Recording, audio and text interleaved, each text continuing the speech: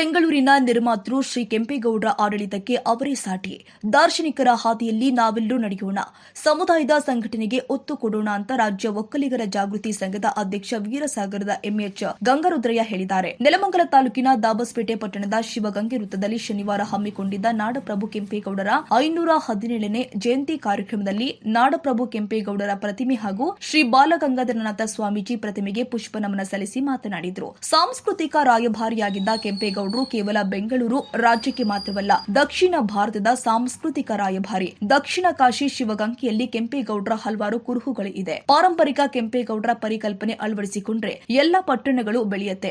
ರಾಜಕೀಯವಾಗಿ ಆಡಳಿತ ಕ್ರಮವನ್ನು ಪ್ರತಿಯೊಬ್ಬರು ಕೂಡ ಅನುಸರಿಸಿದ್ರೆ ಆಡಳಿತ ಸರಳತೆ ತಿಳಿಯಬಹುದಾಗಿದೆ ಎಂದಿದ್ದಾರೆ.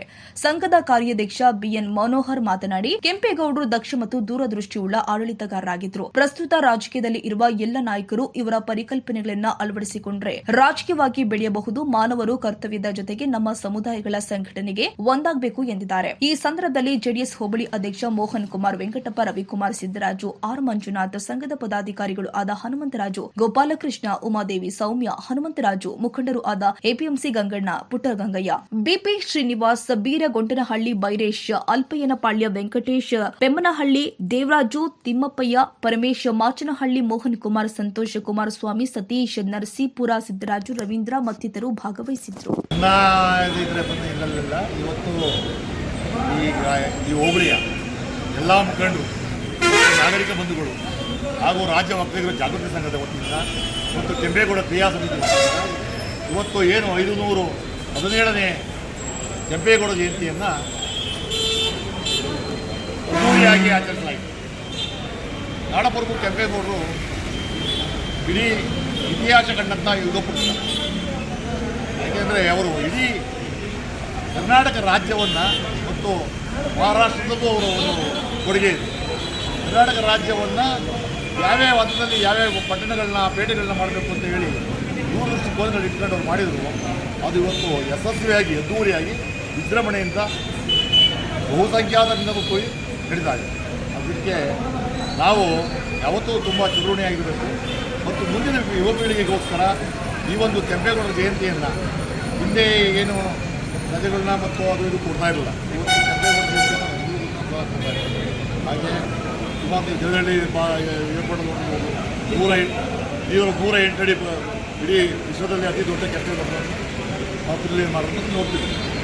ಈಗ ಈ ಕೆಂಪೇಗೌಡ ಜಯಂತಿಯನ್ನು ನಿಮ್ಮೆಲ್ಲರ ಸಹಕಾರದಿಂದ ತ್ವರಿತಗತಿಯಲ್ಲಿ ಇವತ್ತು ಜನ್ಮದಲ್ಲೂ ಸಹ ಇರೋದ್ರಿಂದ ತ್ವರಿತಗತಿಯಲ್ಲಿ ಬೇಗ ಮುಗಿಸಿದ್ದೀವಿ. ಮುಂದಿನ ದಿನಗಳಲ್ಲಿ ಈ ಅದ್ದೂರಿಯಾಗಿ ಹೋಬಳಿಯಲ್ಲಿ ಅದ್ದೂರಿಯಾಗಿ ಅಂತ ಮುಖಾಂತರ ನಮ್ಮ ನಾಡಪ್ರಭು ಕೆಂಪೇಗೌಡರು ಲಕ್ಷ್ಮೇಗೌಡರಾಗಿ ಇಲ್ಲಿ ಸ್ಥಾಪನೆ ಆಗ್ತಾರೆ. ಅದಾದ ನಂತರ ದಿನಗಳಲ್ಲಿ ಮುಂದಿನ ಕೆಂಪೇಗೌಡ ಜಯಂತಿಯನ್ನು ಅದ್ದೂರಿಯಾಗಿ ರಾಜಬೀದಿಯಲ್ಲಿ ರಾಜಮಾರ್ಗದಲ್ಲಿ ಅದ್ದೂರಿಯ ಮೆರವಣಿಗೆ ಮುಖಾಂತರ ಮೆರವಣಿಗೆ ಮುಖಾಂತರ ನಮ್ಮ ಎಲ್ಲ ಮುಖಂಡರ ಸಹಕಾರದಿಂದ, ನಮ್ಮ ಜನಾಂಗದ ಮುಖಂಡರು, ನಮ್ಮ ಸಂಘದ ಮುಖಂಡರು ಮತ್ತು ನಾಗರಿಕ ಬಂಧುಗಳು, ತಾಲೂಕಿನ ಮತ್ತು ಹೋಬಳಿ ಎಲ್ಲ ನಾಗರಿಕ ಬಂಧುಗಳ ಸಹಕಾರದಿಂದ ಅದ್ದೂರಿಯಾಗಿ ವಿಜೃಂಭಣೆಯನ್ನು ನಡೆಸುತ್ತಾರೆ.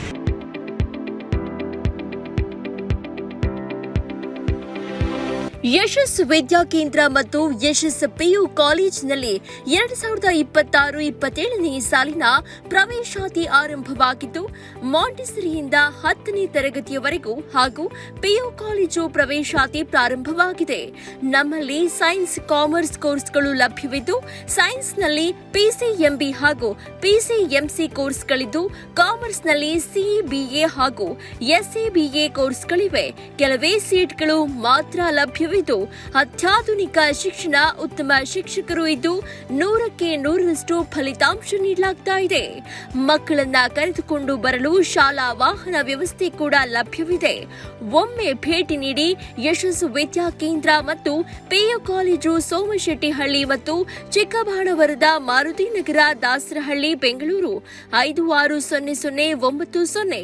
ಹೆಚ್ಚಿನ ಮಾಹಿತಿಗಾಗಿ ಸಂಪರ್ಕಿಸಿ 9606626456, 9743176627, 7829814447.